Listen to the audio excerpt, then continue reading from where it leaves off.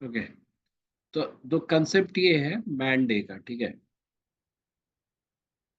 Man day, although इस question में it is not being directly used, और man day का इतना बड़ा एडवांटेज आपको यहाँ नहीं मिलेगा, बट कई बार ऐसे क्वेश्चन की एक सिंपल अंडरस्टैंडिंग जो होती है मैन डे के थ्रू बनती है।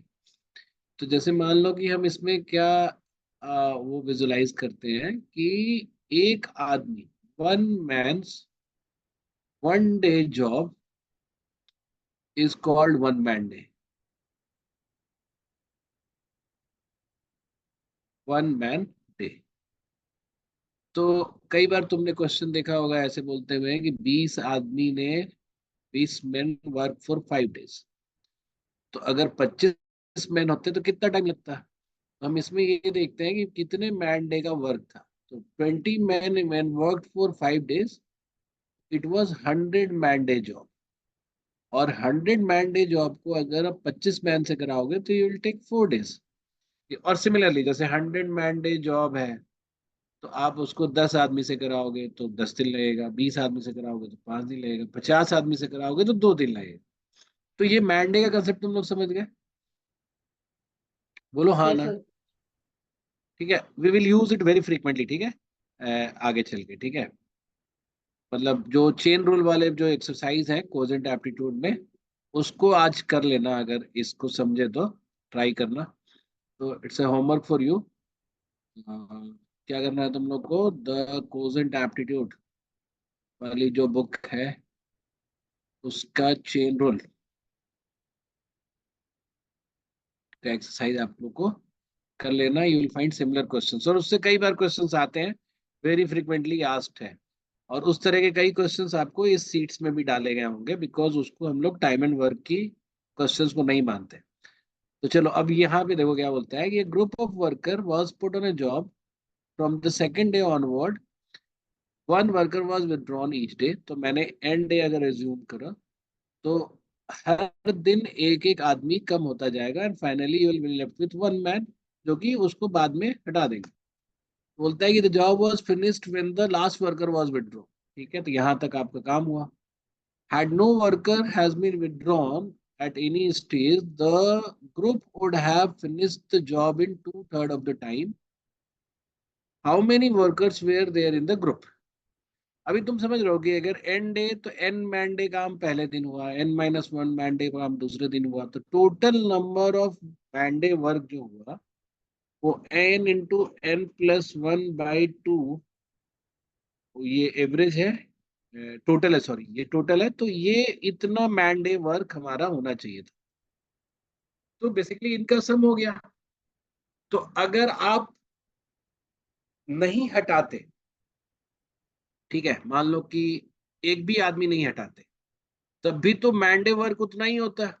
N × N+1/2 should have been, मतलब वो इक्वल होना चाहिए कितना, N × X के।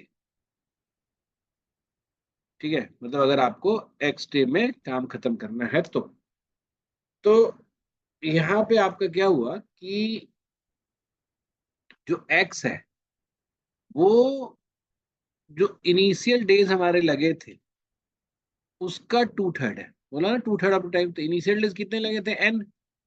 तो X इज N × 2/3। यहाँ तक समझ में आया तुम्हें? बोलो। Yes sir. हमने पहला मैंडे इधर इधर लिया और दूसरा मैंडे इधर लिया, ये दोनों सेम होना चाहिए। अगर कोई भी आदमी नहीं जा रहा है तो N worker will work daily, और total number of day they will work N × 2/3।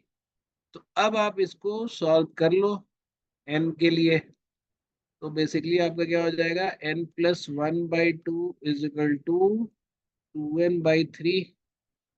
तो 3N+3 और N हो जाएगा तुम्हारा कितना, 3।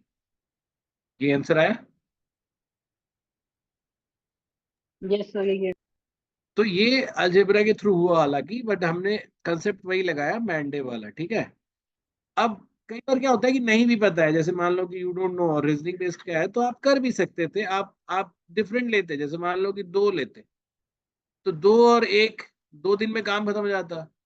तो इसका तो 2/3 होता भी नहीं, तो ये तो हम ऐसे भी नहीं चेक करेंगे, है ना। इसी तरह से 5 और 11 का भी 2/3 नहीं होगा ऐसे तो, बट मान लो अगर हमें करना भी है, देखना भी है, तो 5 4 3 2 1 टोटल नंबर ऑफ वर्क कितना हो जाएगा, 15। और अगर 5 लोग को कराएंगे तो उनको लगेगा 3 दिन, तो 3 इज नॉट 2/3 ऑफ 5।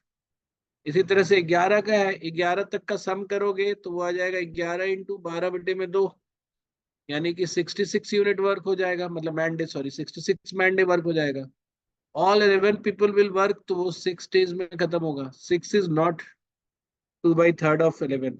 बट अगर 3 वाला करे होते, 3 2 1 टोटल वर्क इज 6, और 3 लोग अगर मिलके कर रहे होते तो 2 दिन लगाते। 2 इज 2/3 ऑफ 3। तो ये करने की बेसिकली जरूरत नहीं थी, जो पूरा इक्वेशन हमने किया, बट हमने बताया कि अगर मान लो कि यहाँ 2/3 ना बोल के they would have given some other data, और जिसको आप ऑप्शन नहीं दिया हुआ है ऑप्शंस के ऑप्शंस में, तो you can do also in this way. ठीक है, समझ में आ गया? बोलो। यस सर, आ गया। हाँ, वेरी गुड।